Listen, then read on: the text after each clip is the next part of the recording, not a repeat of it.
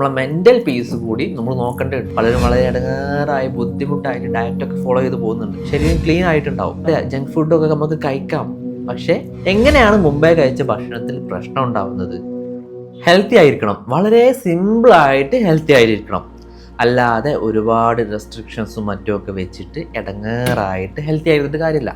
നമ്മളെ mental piece കൂടി നമ്മൾ നോക്കേണ്ടതുണ്ട്. ഇന്ന് പ്രധാനമായിട്ടും നോക്കേണ്ട ഒരു കാര്യമാണ് മെൻ്റൽ ഹെൽത്ത്. അപ്പോൾ മെൻ്റൽ ഹെൽത്ത് ഡിസോർഡർ ആയിട്ട് നമ്മൾ ഹെൽത്തി ആയിട്ട് കാര്യമുണ്ടോ? ഹെൽത്തി ആവുമോ? പലരും വളരെ ഇടങ്ങേറായി ബുദ്ധിമുട്ടായിട്ട് ഡയറ്റൊക്കെ ഫോളോ ചെയ്ത് പോകുന്നുണ്ട്. അതിൻ്റെയൊക്കെ ആവശ്യമുണ്ടോ ശരിക്ക്? നമ്മൾ സിമ്പിളായിട്ട് ശ്രദ്ധിക്കേണ്ട കാര്യമാണ്. ഭക്ഷണം സിമ്പിളായിട്ട് എന്തും കഴിച്ചോളൂ. പക്ഷേ നമ്മൾ വിശന്നിട്ടായിരിക്കണം ഭക്ഷണം കഴിക്കേണ്ടത്. ഇനിയിപ്പോൾ ചിലപ്പോൾ കുറച്ച് ടേസ്റ്റുള്ള ഭക്ഷണമായിപ്പോയി, കുറച്ച് കൂടുതൽ കഴിച്ചു പോയി എങ്കിൽ കൂടി നമ്മൾ അടുത്ത വിശപ്പ് എത്തുന്നവരെ കാത്തിരിക്കുക എന്നുള്ള മിനിമം മാനേഴ്സ് നമ്മൾ കാണിക്കുക.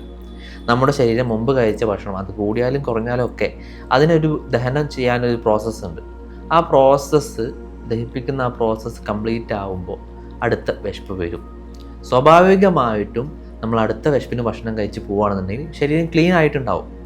അപ്പോൾ നമുക്ക് മുമ്പേ കഴിച്ച ഭക്ഷണത്തിൽ പ്രശ്നമുണ്ടോ? എങ്ങനെയാണ് മുമ്പേ കഴിച്ച ഭക്ഷണത്തിൽ പ്രശ്നം ഉണ്ടാവുന്നത്? നമ്മൾ ആ ഭക്ഷണം കഴിച്ചു, പിന്നെ അടുത്ത സമയമായി, രാവിലെയാണ് ഭക്ഷണം കഴിച്ചത്, പിന്നെ അടുത്ത ഉച്ച ആയല്ലോ, ഉച്ചയായിട്ട് നമ്മൾ ഭക്ഷണം കഴിച്ചിട്ടില്ലല്ലോ എന്ന് എഴുതിയിട്ട് ഉച്ചകത്തെ ഭക്ഷണം കഴിച്ചാൽ പണി കിട്ടും. നേരെ മറിച്ച് നമ്മൾ ഉച്ചയായി, വിശപ്പില്ല, കഴിച്ചിട്ടില്ല, ഒരു വൈകുന്നേരം 3 മണിയായി, അപ്പോഴേക്ക് വിശപ്പ് വരുന്നു തുടങ്ങുന്നുണ്ട്, കുറച്ചുകൂടി കാത്തിരുന്ന് നല്ല വിശപ്പായിട്ട് ഭക്ഷണം കഴിക്കുകയാണെന്നുണ്ടെങ്കിൽ നമ്മൾ മോർ ഹെൽത്തി ആയിട്ടിരിക്കും. നമുക്ക് പ്രത്യേകിച്ച് ബുദ്ധിമുട്ട് കാര്യം നേരത്തെ ജങ്ക് ഫുഡ് ആയാലും അത് കഴിച്ചാലും ഉണ്ടാവില്ല. പലരും ജങ്ക് ഫുഡ് കഴിക്കാതെ വളരെ ഇടങ്ങാറായി ബുദ്ധിമുട്ടായി പോകുന്നുണ്ട്. അവർക്ക് ഈ വീഡിയോ അയച്ചു കൊടുക്കുക. എന്നിട്ട് പറയാം ജങ്ക് ഫുഡൊക്കെ നമുക്ക് കഴിക്കാം, പക്ഷേ നമുക്കൊരു ഡിസിപ്ലിൻ അവിടെ ഉണ്ടായിരിക്കണം. നന്നായി വിശന്നിട്ട് കഴിക്കുക. ഇനി അടുത്ത വിശപ്പ് വന്നിട്ട് അടുത്ത ഫുഡ് കഴിക്കുക എന്നുള്ള മിനിമം മര്യാദ നമ്മൾ കാണിക്കുക. അതുപോലെ തന്നെ ശരീരത്തെ ബുദ്ധിമുട്ടാക്കാതെ രാത്രി നേരത്തെ തന്നെ ഉറങ്ങുക. എന്തെങ്കിലും തരത്തിലുള്ള ബുദ്ധിമുട്ട് ശരീരത്തിലുണ്ടെങ്കിൽ ആ ഉറക്കം കൊണ്ട് തന്നെ അത് വളരെ ക്ലീനായി പെർഫെക്റ്റ് ആയിട്ട് നല്ല ശരീരം നമുക്ക് കിട്ടും. നമ്മുടെ എല്ലാവരുടെയും ശരീരം നല്ല രീതിക്ക് മുന്നോട്ട് പോകാൻ നമുക്ക് സാധിക്കട്ടെ.